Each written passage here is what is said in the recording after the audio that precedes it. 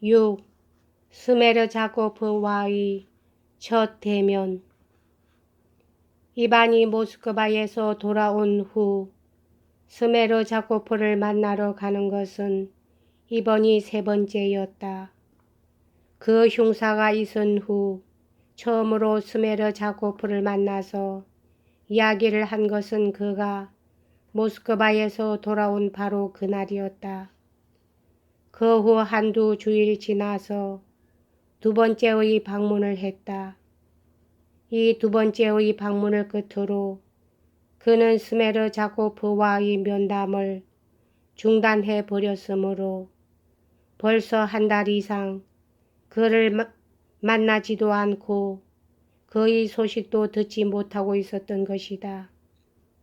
이반이 모스크바에서 돌아온 것은 부친이 죽은 지 닷새째였으므로 물론 아버지의 관조차 보지 못했다. 장례식을 치른 것은 그가 도착하기 바로 전날이었다. 이반의 귀향이 늦어진 데는 이런 까닭이 있었다. 이반의 모스크바 주소를 똑똑히 몰랐던 알료샤는 전보를 치려고 까테리나에게 달려갔으나 그녀 역시 잘 몰라서 자기 언니와 숙모 앞으로 타전했다. 이반이 모스크바에 도착하면 곧 그들 집에 들릴 줄 알았기 때문이었다. 그러나 이반은 모스크바에 도착한 지 나흘 만에야 처음으로 그들을 찾아갔던 것이다. 물론 그는 전보를 보자마자 당장 이 마을로 돌아왔다. 돌아오자 제일 먼저 그는 알료샤를 만났는데 알료샤와 이야기를 나누면서 몹시 놀란 것은 그가 이 도시의 모든 사람들 의견과는 정반대로 밑자를 손톱만큼도 의심하려 하지 않고 하수인으로서 대번에 스메르자코프를 지적했기 때문이었다. 그 후 그는 경찰서장이나 검사를 만나 예심과 구속대의 상황 같은 것을 자세히 듣게 되자 더 한층 알료샤의 생각에 놀라움을 느끼게 되었다. 그래서 결국 알료샤의 의견은 극도로 흥분된 형제의 정과 밑자에 대한 동정에서 생겨난 것이라고 해석했던 것이다.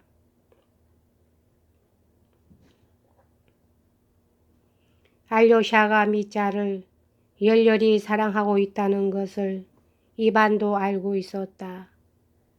아울러 형 드미트리에 대한 이반의 감정에 대해서 한마디 해둘 것은 그는 매우 밑자를 싫어했다는 것이다. 이따금 어쩌다가 동정을 느낄 때가 있을 정도이며 그것조차 역시 혐오에 가까운 경멸의 감정이 섞여 있었다. 밑자는 첫째, 그 외모부터가 전혀 이반의 동정을 사게끔 되어 있지 않았다. 그는 또한 밑자에 대한 까체리나의 사랑도 분노의 눈으로 바라보고 있었다. 그가 피고로서의 밑자를 만난 것은 역시 돌아온 당일이었으며 이 면회는 밑자의 범행에 대한 그의 신념을 약화시키지 않았을 뿐 아니라 오히려 더 강하게 만들었다. 그때 밑자는 불안한 듯 병적으로 흥분해 있었다. 그는 마구 찌끄려 댔으며 초조해하고 침착성이 없었다. 몹시 격앙된 의조로 스메르자코프의 죄를 주장했으나 그 말은 도무지 조리가 맞지 않았다. 그가 가장 많이 언급한 것은 죽은 부친이 자기에게서 훔친 3,000루블리에 관해서였다. 그건 내 돈이야. 그건 내 돈이었어. 하고 밑자는 되풀이했다. 그러니까 서로 내가 그 돈을 훔쳤다고 하더라도 하등 뒤캥길 일이 아니잖나. 그는 자기에게 불리한 모든 증거를 거의 논박하려 하지 않았다. 자기에게 유리한 사실을 설명해도 역시 요령부덕이어서 어처구니가 없었다. 대체로 그는 입안에 대해서나 혹은 그 밖의 누구에 대해서나 아예 변명을 하고 싶지 않은 듯 했다. 변명은커녕 오히려 성을 내거나 오만스레 자기에 대한 비난을 무시하거나 욕설을 퍼붓거나 흥분하거나 할 따름이었다. 도가 열려 있었다는 그리고리의 증언에 대해서는 그저 경멸의 빛을 띠고 웃으면서 아마 악마라도 와서 열었나 보지 하고 말할 뿐이었다. 그러나 그러한 사실에 대해서 조리에 맞는 아무런 설명도 첨가하지 못했다. 뿐만 아니라 모든 것은 용서받는다고 공언하는 자들에게 어떻게 사람을 의심하거나 신문할 권리가 있느냐고 난폭하게 말하며 면회 초부터 입안을 환하게 만들었다. 대체로 그는 이때 그다지 입안에게 친근한 태도를 보이지 않았다. 입안은 밑자와의 면회를 마치자 그 길로 곧 스메르자코프를 찾아갔었다. 그는 모스크바에서 돌아오는 기차간에서 스메르자코프에 관한 일이며 출발 전야에 그와 나눈 마지막 대화 같은 것을 줄곧 생각했다. 갖가지 일들이 그의 마음을 어지럽게 휘저었다. 갖가지 일들이 의심쩍게 여겨졌다. 그러나 예심 판사에게 진술할 때에는 일단 그 대화에 관해서는 말하지 않고 스메르자코프와 만날 때까지 미루어 두기로 했었다. 스메르자코프는 당시 시립병원에 수용되어 있었다. 게르첸 슈투베 의사와 이반이 병원에서 만난 바르빈스키 의사는 이반의 끈질긴 질문에 대해서 스메르자코프의 간질병은 의심할 여지가 없다고 확답하고 그 녀석은 사건 당일 간질을 가장하지 않았습니까? 하고 이반의 물음에 오히려 깜짝 놀랐을 정도였다. 그들의 설명에 의하면 이번 발작은 예사로운 것이 아니고 며칠 동안이나 계속 되풀이해서 환자의 목숨도 매우 위험했지만 여러 가지로 치료를 한 덕분에 간신히 이제 목숨에 이상이 없는 정도까지는 되었으나 아직 환자의 정신 상태에 한평생이라고 할 것까지는 없으나 꽤 오랜 동안 하고 의사 게르첸 슈투베는 덧붙였다. 이상을 일으키는 일은 얼마든지 있을 수 있다고 단언했다. 그럼 그 사람은 지금 발광해 있는 셈이군요.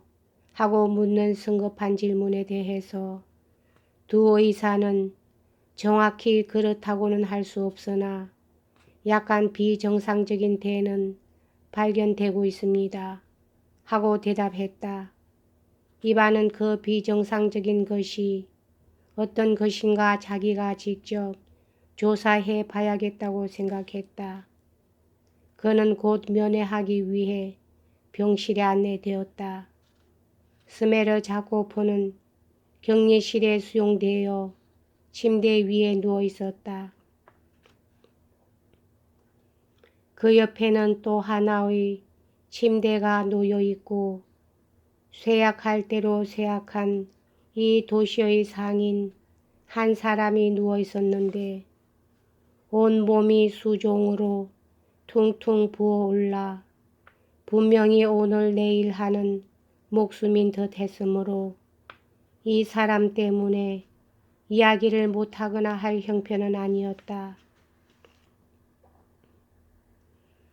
스메르 자코프는 입안을 보자 의심쩍은 듯이 빙그레 웃었다. 그리고 첫 순간에는 어딘가 급에 질린 듯한 표정이 엿보였다. 적어도 입안에게는 그렇게 느껴졌다. 그러나 그것은 불과 한순간의 일이었고 그 후에는 오히려 이상하도록 침착해져서 그를 놀라게 했다. 입안은 첫눈에 그가 극도의 병적 상태에 있다는 것을 확인했다. 그는 몹시 쇠약하여 혀를 놀리는 것조차 힘이 드는 듯 느릿느릿 말을 했다. 그리고 매우 수척해져서 얼굴이 누렇게 되어 있었다. 20분 정도로 끝난 면회 동안에도 그는 연거푸 2통을 느낀다느니 팔다리가 빠지는 듯이 아프다느니 하고 괴로움을 호소했다. 거세 당한 수도사처럼 앙상한 그의 얼굴은 조그맣게 찌부러져 보였다. 관자놀이의 머리칼은 헝클어졌고 앞쪽에 한 줌의 머리카락이 어설프게 일어서 있었다. 그러나 쉴 새 없이 깜짝이며 무언가 암시라도 하는 듯한 왼쪽 눈은 여전한 스메르 자코프였다. 영리한 사람과는 잠깐 이야기를 해도 말이 통한다는 말을 입안은 금방 상기했다. 그는 스메르 자코프의 발치에 있는 나무 의자에 앉았다. 스메르 자코프는 괴로운 듯이 침대 위에서 약간 몸을 움직거리더니 자기 쪽에서 먼저 말을 꺼낼 생각도 않고 입을 다문 채 별로 흥미도 없다는 표정으로 입안을 멍하니 바라보았다. 말을 할 수 있겠나 하고 입안이 물었다. 과히 필요하게 하지는 않겠다만. 있고 말고요. 스메르 자코프는 힘없는 소리로 중얼거렸다. 그러고는 언제 돌아오셨습니까? 하고 겸연쩍어 하는 상대를 격려라도 하는 듯이 피치 못해 상대를 해주는 듯한 의조로 덧붙였다. 오늘 막 돌아왔지. 이곳 너희들의 소동의 한몫일까 하고 말이다. 스메르 자코프는 휴 한숨을 쉬었다. 어째서 한숨을 쉬나? 너는 전부터 알고 있었지 않나? 하고 입안은 갑자기 몰아세웠다. 스메르 자코프는 엄숙하게 한참 입을 다물고 있었다. 그야 알지 않고 어떡합니까? 전부터 환히 알고 있었지요. 다만 이렇게 될 줄은 생각도 못했습니다. 이렇게 될 줄 몰랐다고. 이봐, 속여서는 안 돼. 그때 너는 지하실 광 속으로 들어가면 대번의 간지를 일으킬 것이라고 예언했었지. 틀림없이 지하실 광이라고 말하지 않았나. 도련님은 정인신문 때 그 말씀을 하셨던가요? 스메르 자코프는 매우 침착하게 잠깐 이렇게 물었다. 여기까지 하겠습니다.